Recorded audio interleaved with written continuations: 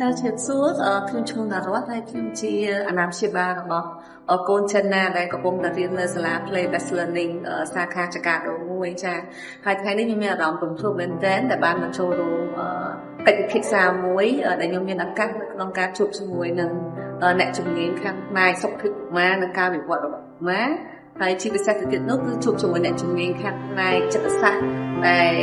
អាចបញ្ចូលបានទាក់ទងទៅនឹងការវិវត្តផ្នែកអារម្មណ៍របស់កុមារផងដែរហើយមួយទៀតគឺខ្ញុំបានស្វែងយល់អំពីកម្មវិធីសិក្សាបែប Montessori ដែលជាកម្មវិធីសិក្សាពិសេសមួយនៅក្នុងការជួយបង្កើតភាពវៃឆ្លាតរបស់កុមារតាមរយៈការលេងចាតែការលេងប្រកបដោយគុណភាពចាហើយខ្ញុំពិតជាមានមោទនភាពមែនទែនដែលបានសម្រេចចិត្តឲ្យកូនរៀននៅសាលានេះពីព្រោះយល់ឃើញថាគឺជាសាលាដែលគាត់គិតគូរអំពីការអភិវឌ្ឍរបស់ក្មេងចាគិតគូរអំពីសុខភាពរបស់ក្មេងផងដែរចាហើយសង្ឃឹមថាតាមទាំងអស់គ្នាអាចមកស្វែងយល់អំពីកម្មវិធីសិក្សានៅសាលា Play Best Learning បានផងដែរចា